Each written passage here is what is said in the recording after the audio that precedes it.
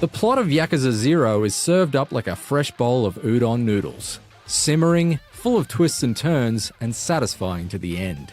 While I very much enjoyed the bone-cracking street fights, numerous oddball side characters, and the Lonely Planet Guide's worth of entertaining diversions along the way, it's really the taut tale of betrayal and the bitter arm wrestle for power at its centre that kept me glued to the controller throughout.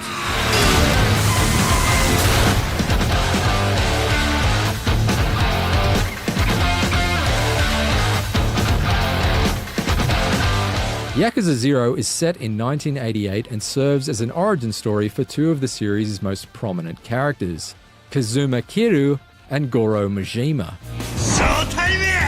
It's a tale of gangster turf war that adheres mostly to convention, but it's told well and told thoroughly. Much like the Metal Gear Solid series, Yakuza 0 isn't afraid of taking control away from us for extended periods in order to deliver a lengthy cutscene to advance the plot and develop the characters. But I never felt in any way detached from the events on screen thanks to the strong performances of the actors and the quality of the dialogue. Once again, Sega has managed to nail the look and feel of its Tokyo and Osaka-inspired settings. The neon-soaked streets tread a fine line between gorgeous and garish, and the Don Quixote discount stores are claustrophobic caverns of consumerism. It's not exactly Grand Theft Auto Vice City when it comes to reveling in 80s nostalgia, but there are enough nods to the era to reinforce the sense of time and place, not least of which the playable classics in the local arcades.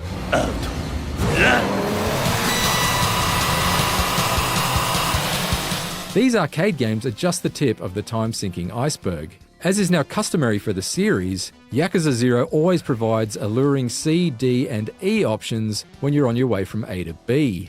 There's fishing, bowling, slot car racing, several kinds of gambling, pool, darts, karaoke, dancing, underground fight clubs, and plenty more. These optional activities are, for the most part, well realised, and they range from the addictively simple reflex testing batting cage to the relatively deep real estate business run by Kiryu in Tokyo and Majima's hostess bar empire in Osaka. The latter two management simulations in particular require a substantial time investment, but yield maximum yen. And while I only scratched the surface of them on my way to completing the 30-hour story, I intend on returning to them in Yakuza 0's post-credits premium adventure mode in order to find out exactly how lucrative they can become.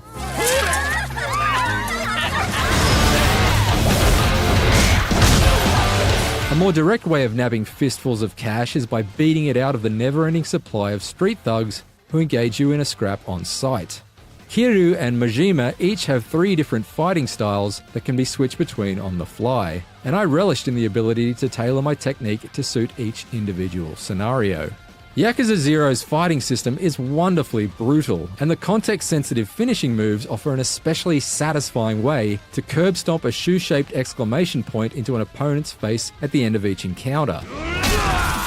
However, the all-in brawling never feels quite as fluid as the one-on-many fighting experiences of the Batman Arkham games. This makes Yakuza 0 seem a little behind the curve in that regard. Balancing out the intensity and brutality of the main storyline are Yakuza 0's side quests. There are around 100 of these mini-missions to hunt down across the 2 main city settings, and they're typically light-hearted if not utterly ridiculous. I particularly enjoyed teaching the members of a wannabe punk rock band how to talk tough ahead of a fan meet and greet, and chasing down a series of muggers who kept stealing the same new release video game from each other. Even though a number of these side missions are merely simple fetch quests, they're almost always worth your while purely because the locals are so hilarious to interact with. I was particularly fond of the local pervert Mr. Libido, who seemingly shows up every now and then purely to unleash a string of snicker-worthy sexual euphemisms. Overall, I enjoyed meeting with the eccentric supporting cast of Yakuza 0, and often went out of my way to seek them out because I knew I would typically be in for a surprise.